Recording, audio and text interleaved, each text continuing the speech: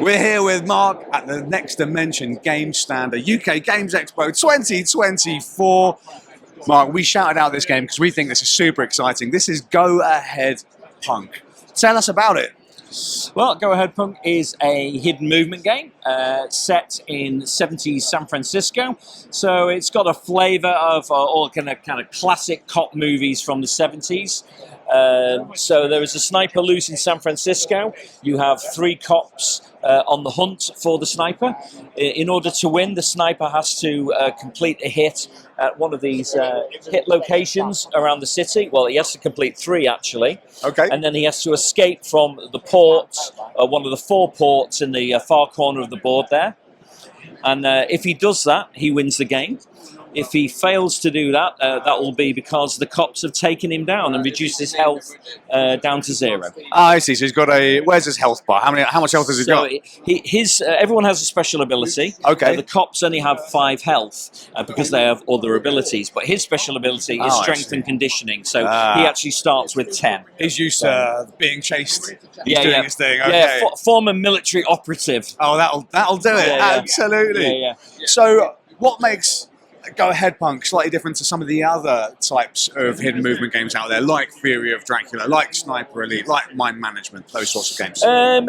I guess it's the kind of the weight and the complexity difference. Yeah. So obviously, a lot of people are familiar with the classic Scotland Yard and stuff. Yes. It's a step up from that. There's significantly more to it than that. But a game like, for example, Fury of Dracula can be very long. It can be quite complex. Yes. This game plays in about an hour to an hour and a half, and I mean the guys are actually doing a combat at the moment. I see. Nice and simple.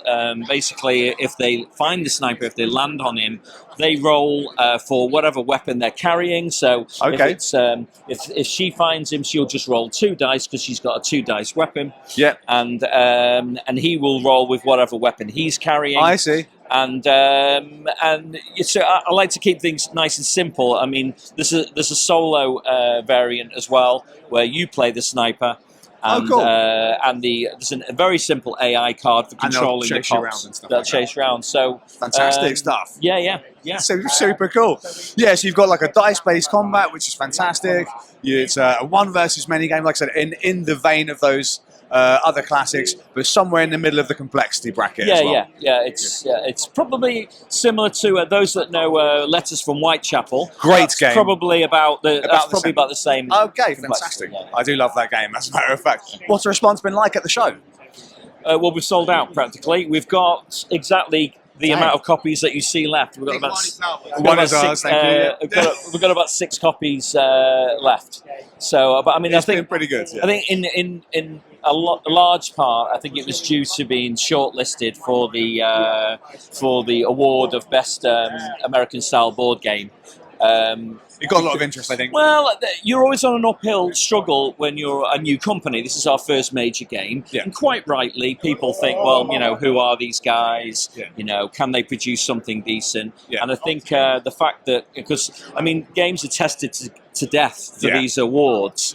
And, I'm absolutely blown away to be even shortlisted next to some of the other people. So, but I think what it's done is given the game a bit more credence, and people are thinking, oh, okay, it probably is pretty good then. So, there's been a lot of attention with non-stop playing yesterday. People coming to play. Great place. That's amazing to see, man. Yeah. So, what's the balance like between being the sniper and the sort of the cops chasing them? Well, the balance is actually whatever you want it to be, because there's 4 grading difficulties. Nice. So there are cards you can take in or take out, which make it either really easy for the sniper to win or really difficult for a sniper to win. So if you want to play your kids and the kids want to be the sniper, you can kind of go easy on them and make it quite easy for them. Or if you've got one of those really annoying hidden movement specialists, you can crank their power up. That everyone's like, look, where is this guy? He's really annoying me. For that kind of guy, you've got the more difficult level.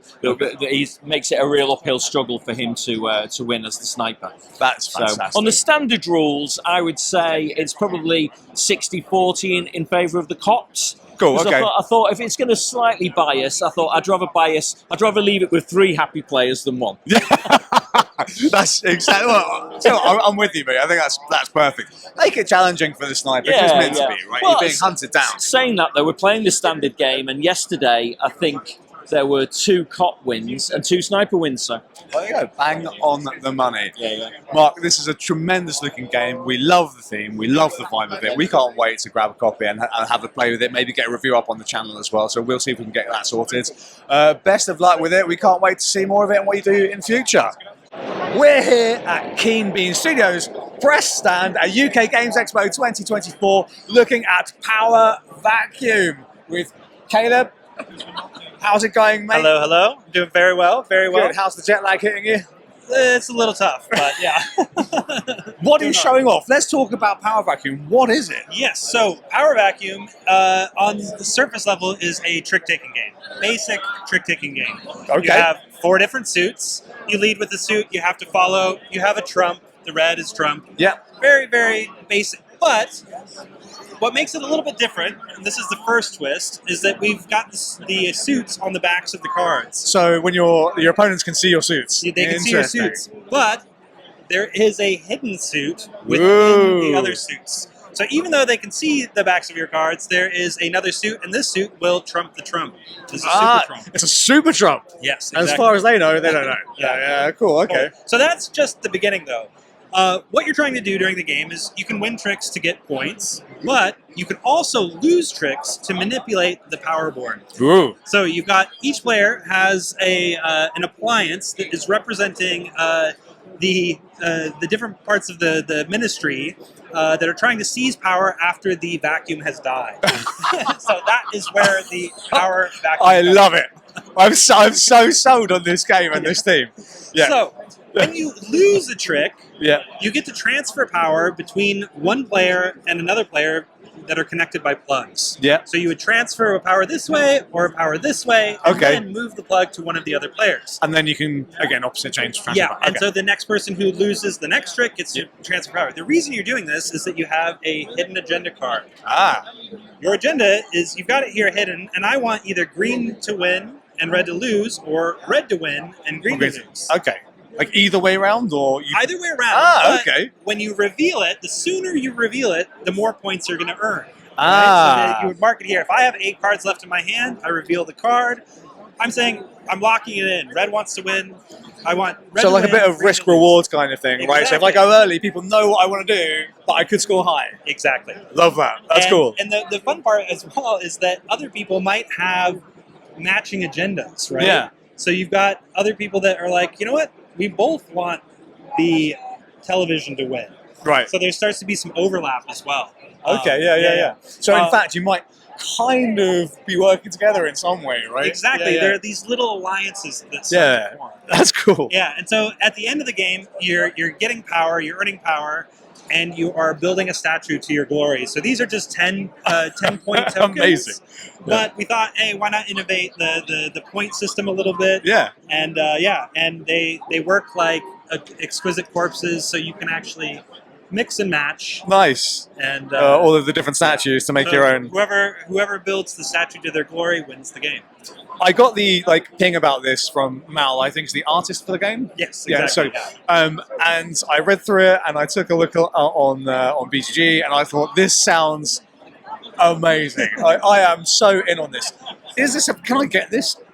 Is it available? It is available. We just did our Kickstarter. We killed the Kickstarter. It went really, really well. Yeah. And you can pre-order, late pledge. Late pledge. Hit the Yeah. QR code. Yeah, exactly. And we are crossing our fingers for Essen. So we're going to have copies there. That is our goal. We're going to be there at Essen because we're going to be there every year and we do that sort of stuff. Keep a copy for us We will because do I it. am dead keen on this and we can't wait to play it. This looks amazing. So this is Power Vacuum by Keen Bean Studios. have it. Please do. Are you doing playtests this weekend? Yeah. We're at booth. It's Hall 2, 1027. So I could come along and play it. Yes, absolutely. Okay, I'm going to do that. That sounds amazing. Please do. Caleb, thank you so much for hanging out with us and showing us Power Vacuum. We're here with Mark from Radical 8 Games at the very end of UK Games Expo 2024. Well, I saw this as I was wandering around, and I went, "That's pretty cool." Sat down and played it, and I went, "That's real cool." Tell us about Spokes, Mark. So Spokes is a game designed by Bert Hardman. It's a velodrome cycling game. Yeah. Players are just doing laps of this velodrome, and the first place to 3 laps wins. So quite straightforward in terms of racing games. Yeah. But incredibly elegant rule set. I think Bert is a genius with what he designed here.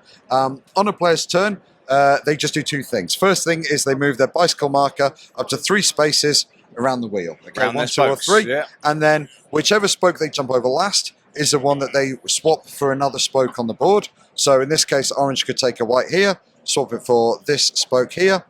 And then that's the first thing they do. The second thing is they travel along a route they just created using that spoke. So they played that one, so they travel along a white route, and they can stop at any point on that route. So go as far. And Super cool. that's essentially it. I mean, It's- you've played it. I That's- played it. It's so smooth. It is. And there's so much going on there.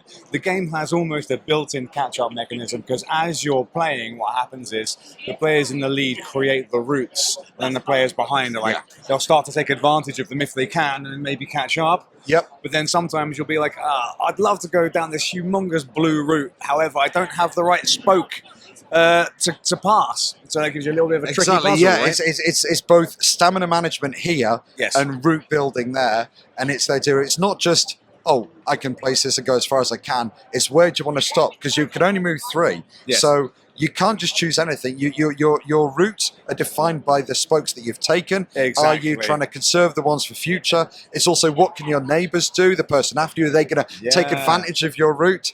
And there's also if you land on somebody, you slipstream them. Which is very simple. Gives you a little power, yeah, right? Essentially, it's just a single power on a future turn. You could go over one spoke that's not the colour route that you're doing. So you could do a blue route and go over purple as well. Yeah, so in this example where we went all the way through the white, Yep. if we had a power, we could jump over this blue one as well, or Yep. over this brown one if we wanted to. Exactly, Yeah, and you yeah. can keep on going if there's more white on that Yeah, end. And so it's fantastic. a really simple thing, but again, it really does create that sense. Obviously, it's an abstraction of cycling racing. Yes. But it really creates a sense of I'm following someone, and at the last minute, I'm just overtaking Just trying to them. whip them around, Exactly. the outside. They're inside. building the route for me, and I'm just taking advantage of it and whipping around at the end. Yeah, it's a fantastic, like you said, an abstraction of a race game. I Yep. think it was really, really fun, really like. And this is coming to crowdfunding, is it, or is it going straight to retail? Coming to It's crowdfunding. going to become to crowdfunding. So Kickstarter, hopefully later this year, 2024. It may be 2025. Obviously, we spend We'll a see how lot we of go. variables Yeah, there. absolutely. What's the price point? Have you got that in mind? So we're still to wait on the manufacturing. Tweaking it. Okay. We'll look at hopefully around £30, probably sub 30. Trying to keep it around the £30. Yeah, mark. absolutely. I Yeah. think that'd be the perfect point for this game. Brilliant, and hopefully should be 2 backers early next year, maybe, or the end of next year. Yeah, absolutely. Okay. Yeah. All right, fantastic. Mark, thanks so much for showing No, us, folks. thank you. This is a fantastic little game. Do go sign up. You've got a QR code somewhere, I believe. Yes, Yeah, it's, actually, you can take a look at that. There we are. So scan that on your phone if you're doing that. If you've got 2 phones, you can double phone it. And go sign up for Spokes and give it a go if you get a chance at an expo near you. If you like this video, you know what to do. Hit the like button. Check out the rest of our content and hit the big red subscribe button. And we'll catch you again real soon. Mark, thanks so much. No, thank you very much. It's been a pleasure. Cheers.